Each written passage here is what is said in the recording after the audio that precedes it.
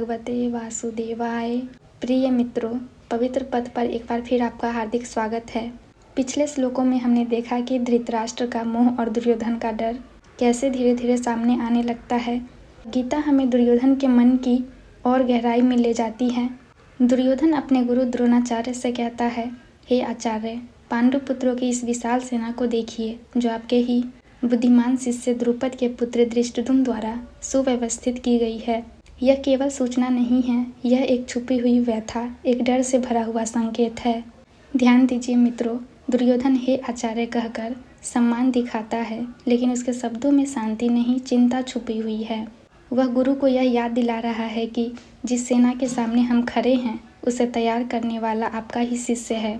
यहाँ दुर्योधन का मन कह रहा है, गुरुदेव आप सोचिए, आपकी शिक्षा आज हमारे सामने शक्ति बनकर खड़ी है। यह मानव मन का बहुत गहरा सत्य है। जब हमारे ही कर्म, हमारी ही गलतियाँ हमारे सामने परिणाम बनकर खड़ी होती हैं, तो हमें सबसे अधिक असहजता होती है। धृष्टद्युम्न केवल एक सेनापति नहीं है, वह योजना, अनुशासन और दृढ़ निश्चय का प्रतीक है। दुर्योधन यह देखकर डर रहा है कि पांडवों की सेना अव्यवस्थित भीड़ नहीं है, बल्कि एक असंगठित शक्ति है। जहाँ संगठन होता है, वहाँ केवल बल नहीं, वहाँ उद्देश्य होता है। फिर दुर्योधन आगे कहता है, इस सेना में अनेक वीर और महान धनुर्धर हैं। युद्ध में भीम और अर्जुन के सामने पराक्रमी युयुधान, विराट और महारथी द्रुपद भी उपस्थित हैं। यहाँ दुर्योधन नाम गिना रहा है, लेकिन ध्यान दीजिए, यह नाम गिनाना गर्व से नहीं, भय से भरा हुआ है। भीम और अर्जुन, जिनकी शक्ति और पराक्रम से पूरा कुरुवंश परिचित है। जब कोई व्यक्ति अपने शत्रु की शक्ति को बार बार गिनाने लगे, तो समझ लेना चाहिए कि उसके मन में डर भर चुका है। युयुधान, विराट, द्रुपद ये केवल योद्धा नहीं हैं, ये उस पक्ष के प्रतीक हैं जहाँ धर्म के लिए लड़ने का संकल्प है। धर्म के पक्ष में लड़ने वाला व्यक्ति निडर होता है, और अधर्म के पक्ष में खड़ा व्यक्ति नाम गिनाता है, संख्या देखता है, तुलना करता है।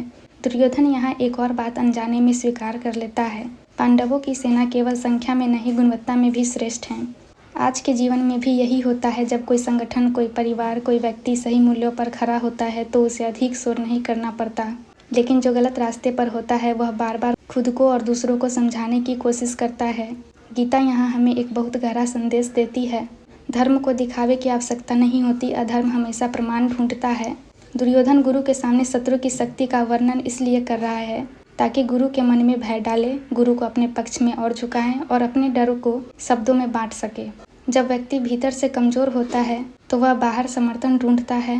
प्रिय मित्रों, यह श्लोक हमें हमारे जीवन का आईना दिखाता है।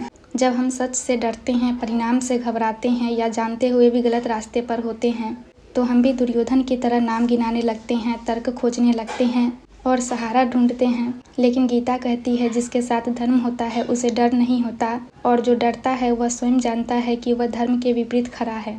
इसलिए मित्रों, इन श्लोकों को सिर्फ महाभारत की कथा न समझें, यह हमारे भीतर चल रहे संघर्ष की कहानी है। यदि यह भावार्थ आपके मन को छू गया हो, तो इसे आगे पहुंचाइए।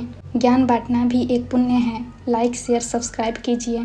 पवित्र पथ के साथ बने रहिए। आगे आने वाले श्लोकों में दुर्योधन का भय और स्पष्ट होता जाएगा। ओम शांति शांति शांति।